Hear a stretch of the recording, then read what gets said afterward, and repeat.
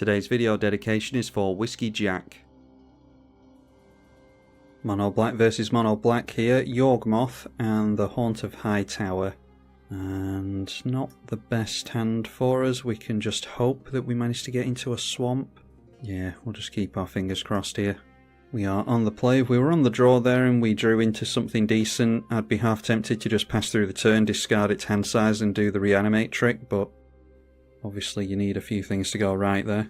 Expedition map into play for our opponent. And there we see a Cryptghast, so yeah, if we were on the draw there, I actually would have discarded that and reanimated it so that we've actually got some mana over the next few turns, but we might just have to play out lands here and hope that we don't have to wait a few turns to discard this eventually and then reanimate it. That would be pretty rough. Our opponent passing through the turn. Expedition map is going to get cracked at the end of the turn, I imagine. We do manage to get into a swamp, so I think it will be Weaponcraft Enthusiast here, just in case we're lucky enough to get into a fourth land. Then we can start drawing with Yawgmoth and crack the map in response. And as you would expect, tutoring out an Urborg with that, which could help us out as well. So now they play and crack a Jeweled Lotus, and we'll be seeing the Haunt of Hightower soon, so we could have them make us discard the Cryptghast and then reanimate that, and gain some decent mana from that potentially. Oh, and I actually saw our opponent seems to be struggling here. Let me just see. This is at the top, it's the Jeweled Lotus mana. I think Jeweled Lotus is just randomly bugged now for some reason. I think I saw someone in the lobby saying that the Jeweled Lotus doesn't work. Let me see if... yeah, this guy, Laplace Demon. PSA against Field Badge, Jeweled Lotus is bugged and you can't spend the mana, so... yeah, our opponent's just managed to Control Z all of the plays there, and Jeweled Lotus is next to useless for our opponent, trying to add a different coloured mana to see if that works instead. But yeah, apparently the Lotus has randomly become bugged for some reason. Alright, so instead just decided to plump for a Necropotence. That's funny. Did just tell my opponents that I don't have any lands in hand in an attempt to try and get him to stick around. So our opponent goes up to 7 in hand, exiles a few things there. That is some swamps and a Vault of Whispers. And we do not manage to draw into another land. That is a Necro Skitter. So it's just going to have to be the Astral Cornucopia. And then we'll swing in for 3 at our opponent with our 3 creatures. And now a Diabolic Tutor. And deciding to... the Diabolic Tutor puts it straight into hand, deciding to put more life into the Necropotence. And discarding another land to hand size, so sticking at 7 in hand. So they could have a board wipe or something. Maybe they just went for Cabal Coffers with the tutor there. We draw into Murderous Rider. Well, if they've got a board wipe, so be it. It's the Cryptghast for us here, I think. We need to try and keep up on mana, because we're certainly losing on the card advantage front. Hit for 3 again. And yeah, there we see Cabal Coffers, so no doubt that's what they tutored for previously. Trying again with the Jeweled Lotus, but can definitely afford the Haunt of Hightower at this point, instead deciding on Bolas's Citadel, which, until they run out of life, can pretty much go infinite, because they can get lands off the top with Necropotence. We see a Mind Crank, and an Altar of the Brood. Cabal Conditioning. We discard a number of cards equal to the highest mana value amongst permanents you control, so they go down to 19 and we have to discard our hand. Then it's Awaken the Erstwhile after that. So we're both at 0 cards in hand, but they get a bunch of zombies into play. They discarded Arcane Signet, Tergrid, Bloodchief Ascension, a Cryptghast of their own, and a Vicious Rumours. And then I think they blew up our Cryptghast there with Go for the Throat. Well, they're down to 4 life. They've got down a Curse of Death's Hold. So that wipes out all of our creatures. A Relic of Progenitus. They had an answer to pretty much every single thing that we could have ever hoped to get into. We are at 40 life, but we'll take 10 to the zombie tokens every turn. Alright, and there we go. We get into a Damnation, so we can pretty much switch off our opponent's plays here at this point, because they can't go any further with Bolas's Citadel, and there's only 3 more cards they can draw with Necropotence. But yeah, they're going to be at very little life until they can start swinging in with Haunt of Hightower, which you would assume they would play out this turn, because they're desperate to start gaining life. So that comes into play. They get themselves a plus counter, and then yeah, the Altar of the Brood had us mill, so Haunt of Hightower gets another counter on it. This is whenever a card's put into an opponent's graveyard from anywhere, it gets plus counter. And they just sacrifice their relic as well, so graveyards have been exiled. And they are down to 1 life here. 5 cards in hand and 1 life. And there is a spawning pit for us. So yeah, rather get down the Yawgmoth than the spawning pit, I think. I imagine our opponent's got us here, because we're going to need a very lucky top deck to get rid of the Haunt of Hightower, and even if we do, they could probably just recast it anyway. But we are going to be forced to discard the spawning pit. Well, our opponent's just got every answer that he could ever want here. Bloodline Culling gets rid of our commander, and is about to gain 8 life, thanks to the Haunt of Hightower, making us discard the spawning pit. And then we mill a bunch of cards because we took damage. So the Haunt of Hightower up to a 17/17, and they can dump life into Necropotence again. Seeing a Mesmeric Orb in play now as well, and an Ether Flux Reservoir. We untap and mill a bunch of cards, and there is a Mana Crypt for us, so just replaying our commander apparently. But of course they have more removal, Victim of the Night this time, more life gain in the form of Ether Flux Reservoir this time, and they just get us on commander damage anyway here. Obviously I'm just playing it out for the fun of it. So going straight through to combat, it is 23 points of commander damage we take here, going down to 31 points of commander damage in total. And yeah, pretty commanding game for our opponent there. We'll try another one. Up against Krenko Mob Boss this time, so we'll see how fast a start our opponent can get off to, especially without a Jeweled Lotus. We have 3 lands, so definitely keeping that. We actually have some low curve stuff to play this time. On the play again, so we'll try our best to save our fetches for the Bloodghast, but likely have to crack one next turn. And of course our opponent has a turn 1 Sol Ring, as well as a Mind Stone. We draw into a Thespian Stage, think I'm fine getting that down here. Dreadhorde Invasion is slower than Jadar, so we'll get the enchantment into play here, and the red player should struggle with that. Hobgoblin Bandit Lord into play now. They do now have double red for their commander. And following that up with Throne of the God Pharaoh. So Dreadhorde Invasion will trigger for the first time, making us a zombie token. And there we see a Lightning Greaves, so I think it's probably better going for Lightning Greaves over anything else, ready for our Yawgmoth next turn.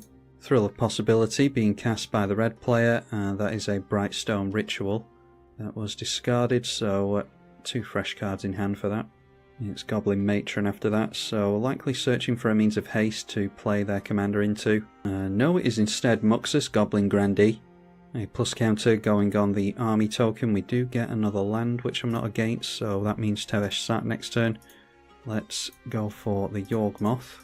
And with Tevesh Sat making some tokens, we should be able to get rid of the Krenko if they decide to play that next turn. Put Shroud and Haste onto our commander. And now they can point damage at the zombie token, but we'd sacrifice it in response. But that, yeah, that will switch off as being able to get rid of our opponent's commander with the 2 Thrall tokens. So yeah, if I was my opponent, I'd be pointing damage at the zombie token here, but that does obviously rely on the fact that we know we've got a Tevesh Sat. Obviously our opponent doesn't know that we've got this. But this turn can afford the Muxus Goblin Grandee, so we might have more things to worry about than that Krenko. Rundvelt Horde Master. So I think this is the one to go after at this point, because that's really good card advantage for Goblin players. And there we see the Krenko Mob Boss, so this will have 4 toughness now, which puts it even further out of range for us. Oh, actually 5 toughness, yeah, I forgot about this is an Anthem effect as well, so it is a 5/5 Krenko. Couldn't have got rid of it anyway. So what we could do here is sacrifice the zombie token to put a minus counter on something, get a fresh one next turn, that will be 2 minus counters. Playing Bloodghast, sacrificing it is 3, getting it out again is 4, and then 5 when we crack Polluted Delta. Yeah, that might be the play here. Question is, do we get rid of Krenko, or do we get rid of the Anthem effects? I think we have to point the counters at Krenko directly, because if Muxus comes into play next turn and dumps a bunch of goblins into play, this is going to be even more dangerous than it already is. We managed to draw into a swamp, but it will be the fetch that we're playing this turn, I would have thought. Okay, and there's a Cryptghast, which should be good later on. Opponent's down to 2 cards in hand. Let's go after the Krenko again, see what we draw into with the zombie token. A Volrath Stronghold. So it's double black, go for the Bloodghast, and then we'll put the 3rd counter on Krenko by sacrificing Bloodghast. And there is an Ancient Tomb for us, which I don't think is going to be particularly useful, so we'll just stick with the plan of doing the fetch, play Polluted Delta, then we'll start going after the Rundvelt here, I think. So point Rundvelt, or point Yawgmoth at Rundvelt, sacrifice the Bloodghast again, and we draw into another land, crack Polluted Delta to get the Bloodghast back, and then do the same again. We'll get rid of the Rundvelt, and obviously this will debuff the Krenko even further. This time draws us into Astral Cornucopia. So Rundvelt will trigger itself, exiling the top card of the library, and it is a mountain that they exiled, so couldn't have done much better than that. And now I wonder if we want to swing in at our opponent or not, because they might block. I mean, they could also get a bunch of haste into play next turn, so probably best not to. Let's just go for Jadar and hope that they allow us to get through to the end step. If they don't, we can still sacrifice Jadar and get rid of the Krenko. But ideally what we'd do is get through to the end step and sacrifice the Decayed Zombie instead. So we'll pass at that. And they do allow us through to the end step, so we're going to get a Decayed Zombie here. And then before their turn starts, we'll get rid of their Krenko with the Decayed Zombie. And draw into another land. Just playing out the Krenko mob boss again. I mean, it's going to be pretty much the same thing here, only a 4/4, thanks to the Anthem from the Bandit Lord. Got the red mana for Hobgoblin Bandit Lord. They could get rid of Jadar with that. I mean, they might as well. They're not doing anything else. It's not like we're going to be swinging in for a bunch of damage that they need to block. Deciding not to use the Hobgoblin, and therefore not the Throne of the God Pharaoh either. So we continue to lose life to our enchantment. The zombie token enters play. We get into a means of life gain in Blood Artist. So I think we attempt Ancient Tomb into Cryptghast here. Obviously dropping the land gets us the Bloodghast again. So drop ourselves a Cryptghast for some more drain effects, but mostly for the doubling up of our swamps. And then we'll get down Tevesh Sat, Doom of Fools. And we might as well extort our opponent here because there's nothing we're doing for 1 mana. So we'll take the first point of damage off our opponent.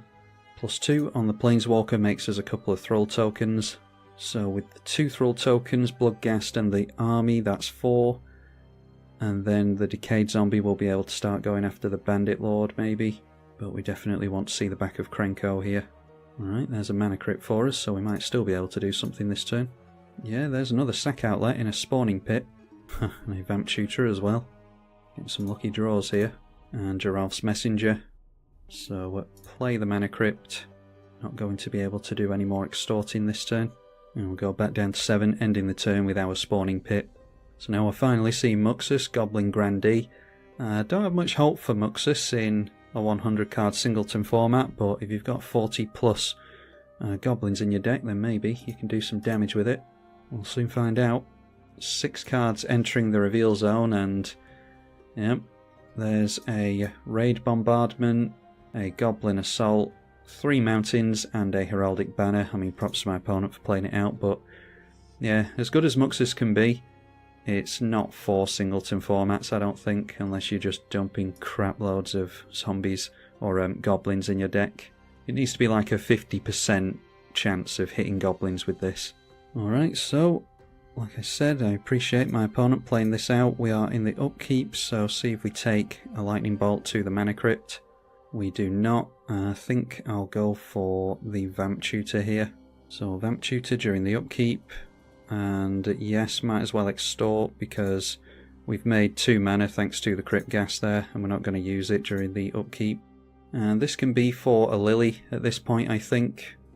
Yeah, I think Liliana will be fine. Even more card draw for us. So we definitely want down Liliana, Dreadhorde General, and probably just minus on that, I would think. Play out the Blood Artist first so that we can get some more drain on the go. Actually accidentally paid the generic cost in black mana there. And we'll play the Swamp so that we can get the Bloodghast back.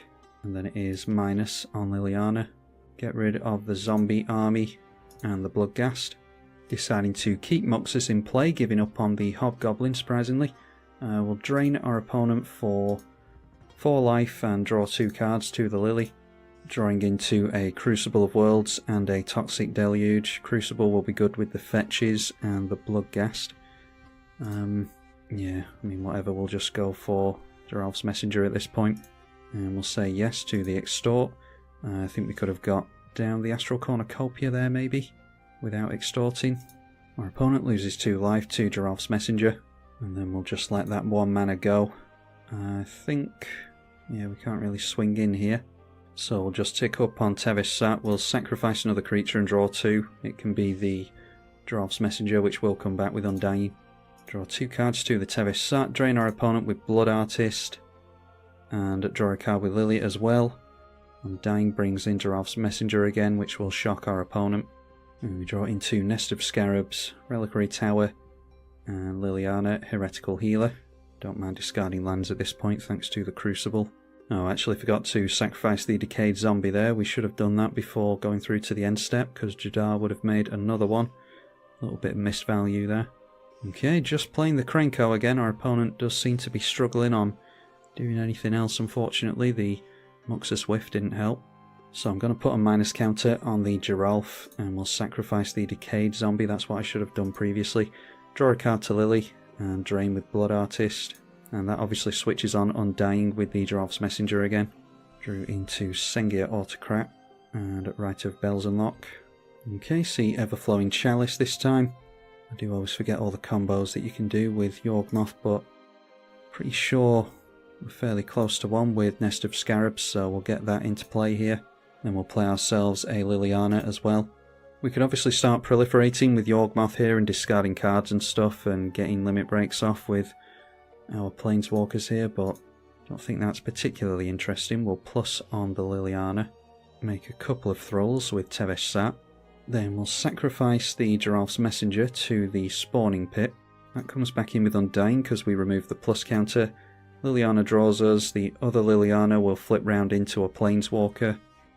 Blood Artist does Blood Artist stuff. Draw into Grim Haruspex. Our opponent loses 2 life when Geralf comes in. And then we'll use Yawgmoth to, again, put a minus counter on Geralf's Messenger, sacrifice a Thrall token, which draws and drains. We get a couple of mana rocks. The Nest of Scarabs triggers for the first time, so replacing a creature with another creature. We'll start putting minus counters on our opponent's stuff now, and sacrifice Geralf's Messenger again to do it. Obviously not losing any life here thanks to the Blood Artist, so we can do it indefinitely. Until we lose out of targets, that is. We obviously need targets to put the minus counters onto. But a counter going on the Krenko makes an insect for us, so we'll put a minus counter on the Geralf again this time, get rid of an insect token, and we've pretty much got our opponent at this point. Might play out the Grim Haruspex, see if we can get into another Aristocrat effect and speed the process along, seeing as how our opponent is valiantly playing it out. So with Grim Haruspex out, minus counter on Krenko, sack Geralf's Messenger again, it's pretty much rinse and repeat at this point. Undying, draw from both Lily and the Haruspex, drain with Blood Artist, and probably just fast forward at this point, I would think. And yeah, I appreciate my opponent playing it out until this point. As you can see, we've got a massive grip of cards in hand. All we're ultimately going to do here is sacrifice these insect tokens we've been making, and drain with the Blood Artist should make it quicker. The mounted up shocks from the Geralf's Messenger do mount up quite quickly, but obviously it's still a lot of clicking to do here, so we'll just use the Blood Artist and a sack outlet. And our opponent's disconnected here, so we'll just assume that he's given up on us, which obviously we have won this one, so that's fine. Yeah, seems to be happening quite a lot now, but there's a game in which in 1v1 we get stomped, and then another game in which we stomp someone else, so pretty good contrast of games here. Hopefully you all enjoyed it. I'm tribalkai. Thank you for watching.